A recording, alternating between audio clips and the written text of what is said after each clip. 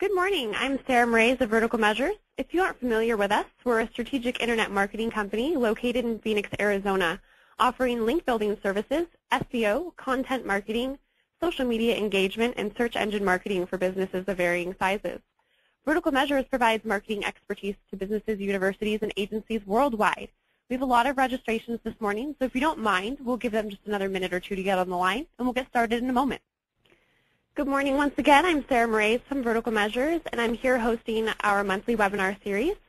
Today's webinar is titled Online Reputation Management, Protect It While You Still Can, presented by our in-house content strategist, Elise Redlin-Cook. Before we get started, please allow me to take care of a little housekeeping information. Today's webinar will be available for replay later this afternoon, assuming there are no technical difficulties, of course. We'll be happy to answer your questions at the end of the webinar, so please make sure to ask them in the chat app located on the right side of your screen. Any that we don't get to by the end of the hour together, we'll hopefully email you our responses. If you can hear me but you can't see the PowerPoint slides, please attempt to reconnect. So without further ado, allow me to introduce Elise Redlin-Cook. Hi there. As Sarah said, I am the content strategist for Vertical Measures, and a lot of people ask, so I'll go ahead and answer it right up front. What does content strategist mean? Well, basically all it means is that I work closely with our link building and search engine optimization experts to design the most effective on-site and off-site content strategies for both our clients as well as ourselves. I do this by combining my expertise in multiple marketing disciplines such as traditional public relations, online reputation management, social media marketing, content creation, and content distribution to ensure that search engines and customers can easily find and connect with our products and services. As Sarah said, I'm going to discuss online reputation management today and how to protect your online reputation while you still can. Excuse me, getting all choked up this morning. So who is this webinar for? Well, the simple answer is it's pretty much for everyone. For the first time, there are more than 1.7 billion people with the ability to access information and communicate with each other online. Are they talking about you, your business, or your products? If they aren't, they are likely talking about your competitors, right? Do you know what is being said online? The first place to start is as simple as the Google search results. Go ahead and search for your company's name and find out what your customers and prospects are likely to find when they do the same. How about your products or your general terms that relate to your business? How about service offerings that you have? If you aren't the owner or publisher of the majority of the content that appears on the first page when your company name is searched, then you have some serious work to do. Are the results that appear there positive or negative, maybe neutral in nature? Another place that you can quickly get an idea of what kind of conversations are already taking place about your company is on social media and networking sites, and more specifically on review sites. Depending on your particular niche, there are probably a number of review sites for your kinds of products and services. Seek them out and find out what other people are saying. So let's talk for just a moment about what these search results should mean to you. Did you know that experts report that the #1 position in these results gets clicked 43% of the time? What if, when searching for your company name or your product, a potential customer first found your competitor, or worse, a negative review of your services? Yep, you get it. How many sales would you lose? Is that what you're waiting for? Your online reputation impacts not only your sales, which is the no-brainer, the caliber of the employees you can recruit, which is huge, and your potential investors in the future. Don't wait for that to happen to you. So it's time to get proactive. Take control of your online reputation right now and avoid lost customers, lost money, and a ton of lost time. Waiting until an online reputation management crisis arises is just not an option. It's not as complicated as you might imagine. Let's walk through the online reputation management blueprint process. The first step, I'd say, is to start is what I've already mentioned. Go to the Google search results, go to Yahoo's results and Bing. and simply search for your company's name and find out what your customers and prospects are likely to find when they do the same. Another place you can quickly get an idea of what kinds of conversations are already taking place about your company is by looking at popular social media sites like Twitter, LinkedIn, and Facebook. You can easily do manual searches on Twitter by going to search.twitter.com for your company name, products, services, industry-specific terms, and so on. Take a little time and go to all of these major sites and find the groups and thriving communities that are hiding there. Take a look at forums as well, because a lot of companies don't realize that there are huge communities of forums out there, and you definitely need to know what's being said there. When it comes to listening tools, I particularly like a free tool called socialmention.com. It's a social media search and analysis platform that aggregates user-generated content from across multiple platforms into a single stream of information. It allows you to easily track and measure what people are saying about you, your company, your product, and any topic across the web's social media landscape in real time. Social Mention monitors over 100 social media properties directly, including Twitter, Facebook, FriendFeed, YouTube, Dig, Google, you get it. Social Mention currently provides a point-in-time social media search and analysis service, daily social media alerts, which is one of the things that I like to take advantage of, so take a look at it. You can determine things such as general sentiment, some of the keywords being used, and some of the top users that are participating in these conversations. Another tool that I found really useful for finding where your current clients and customers are participating online is called Flowtown. You can import a list of your clients' email addresses, and it will help you identify all of the social media profiles associated with those email addresses. From there, you can invite them to visit your online community hubs, pages you might already have, and friend and fan them, opening a vital communication channel. It provides valuable insights on where your customers already are. You can also take a look at technographic profiling. If you haven't been there before, go to forrester.com/empowered/tool_consumer.html. This is the Groundswell technographic profiling tool, and by putting in simple info such as the gender, age, and country of your primary target demographic, it will tell you what type of online user this demographic typically is. This will help you to narrow down where to start by helping you determine whether your target audience is more likely to participate in social media networking like Twitter or Facebook, or if you will be more likely to reach them by blogging, by way of press releases, or creating video content, and so on.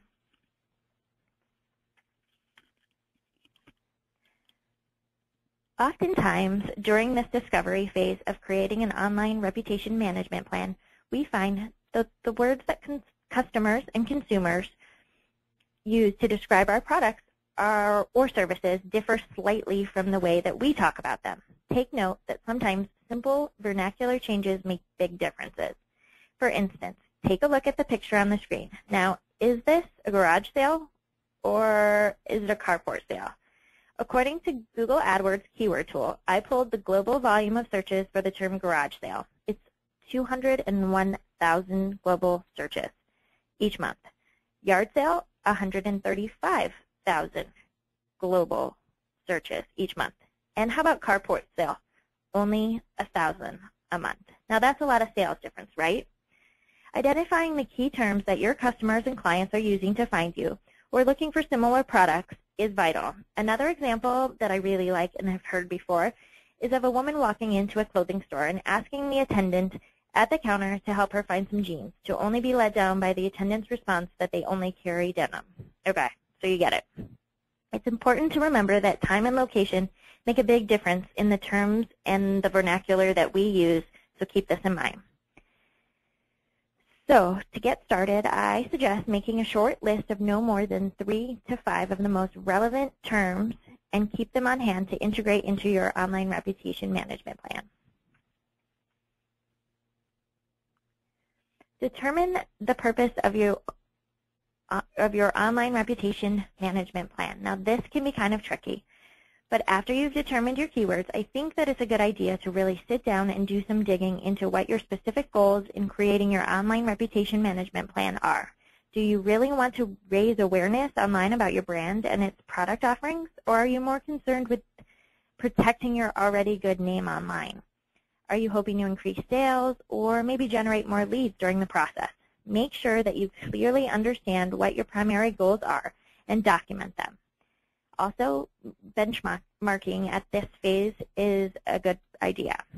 This will help you later to measure your success and determine what is and isn't working and what you'll want to focus your continued efforts on. An important step in the online reputation management plan process is to go through and find out what is representing your company currently. It's time for a little online spring cleaning. If it's outdated, update it.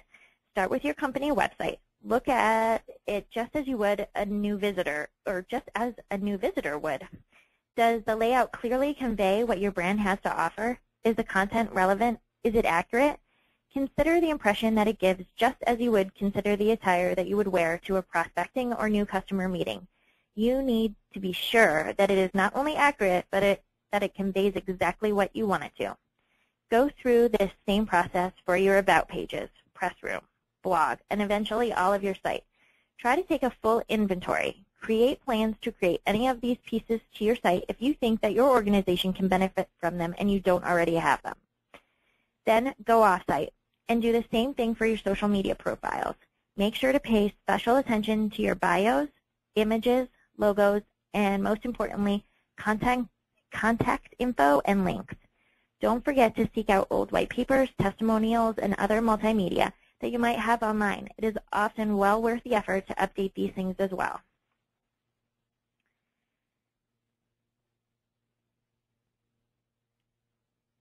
The key to search engine optimizing your offsite assets is pretty similar to that of your website. Make sure you include links anywhere you can, including keywords in the key places, such as titles, subheadings, and throughout the body. Optimize for humans first, search engine second. Don't stuff keywords. You want to make sure that when the end user comes to your profile that they get a good idea of who you are and are enticed to follow that link to your website. Include images and logos as well as relevant multimedia. Another key element of any online reputation management plan is to go out and reserve your company, products, and services names as usernames on popular social media sites like Twitter and Facebook. Once you've gone through and inventoried and updated what you already have in terms of online assets, and now you've decided how you want your brand to be represented online, you're ready to dig in and start creating a more broad net to catch prospects in. This is the first step to increasing your overall online presence. Don't forget to also consider reserving key executive names and the modifiers sucks and scam to your company and product names. It might sound silly, but you'll thank me later for this. Now keep in mind that there are already thousands of social media networking sites out there, but you can find a reasonably current list of the top 100 as ranked by Alexa at fridaystrafficreport.com/top 100 social media sites ranked, or just Google top social media sites, and you'll find lots of lists. No matter what, I'd focus first on Twitter, Facebook, LinkedIn, and then begin to branch out to the more niche type sites. Some of the other key ones that I'd suggest taking a look at for most businesses are Merchant Circle, Yelp, Plaxo, Fast Company, MyWikiBiz, eCademy, Spoke, 123 People, BX Business Week, Fast Pitch Networking, Zoom Info, Google Profile, and Names. You might be thinking something like, I do a good job at keeping my clients happy, and my business has a great deal of integrity. I don't see how this could happen to me, and if someone decides to just make things up about us, they can't get away with that. The law's on my side. That's defamation, isn't it? Well, okay, so now I've brought up an important point that many people aren't entirely aware of. I know I wasn't for a while. And then, okay, also I better insert a disclaimer here. Please note that I'm not a lawyer and am not in any way giving you legal advice. but let's chat a bit about the ways that the law does and doesn't protect you. If you do happen to find a negative review or post about yourself, your company, or your services, whatever. In legal terms, any false statement that's made in a public way that can damage the image or reputation of an individual, specific product, is an act of defamation. This might lead one to believe that you might have some sort of protection in regard to what others say about you in public forums or online. Actually, online defamation differs from the ordinary act of slander or libel in that, while both require actual publication, the shelf life of the online statement is usually even longer lasting.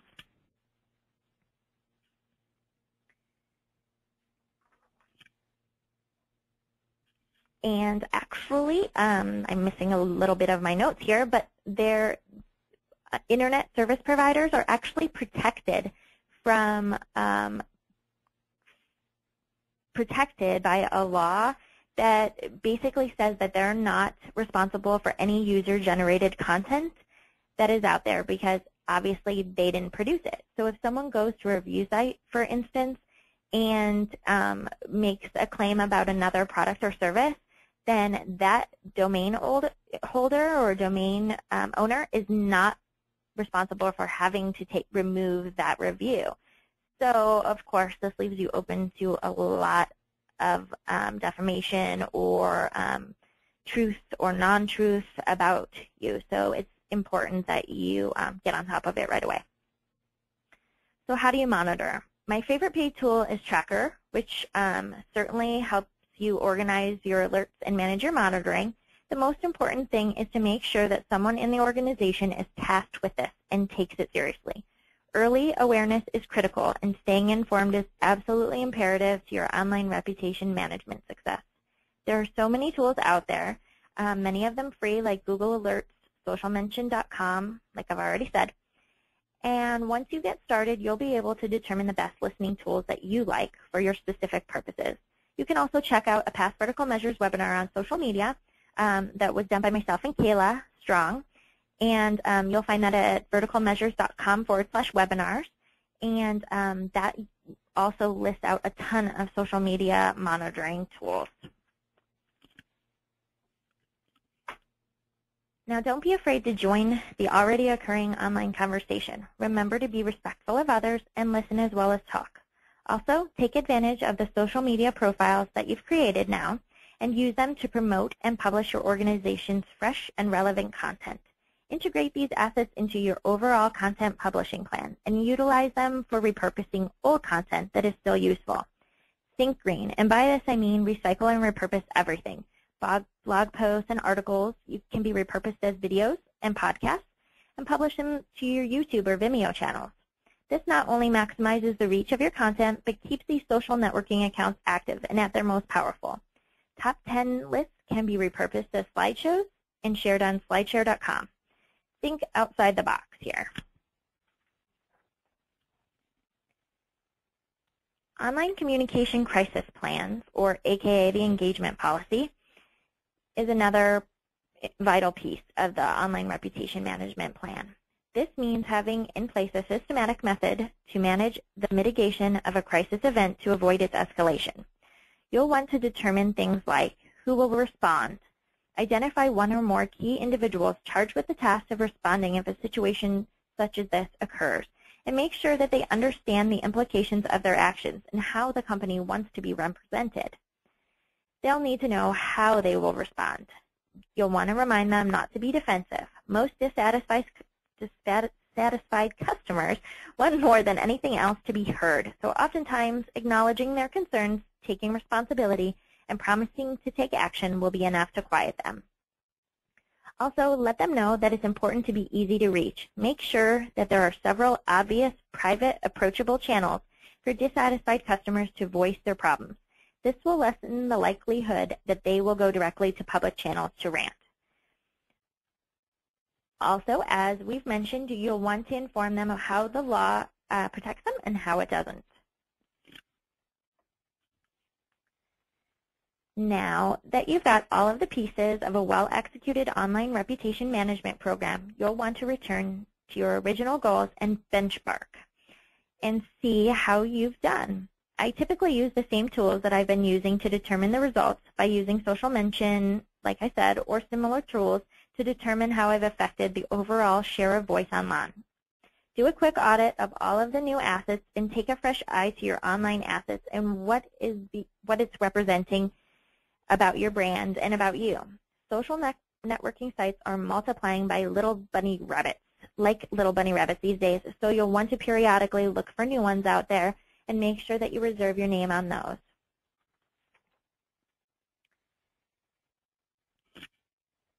As a review, here again are the 10 steps to your online reputation management plan. 1. Listen. 2. Identify the key terms and key online channels. 3. Set goals and benchmarks. 4. Inventory your assets. 5. Update, spread, and optimize. 6.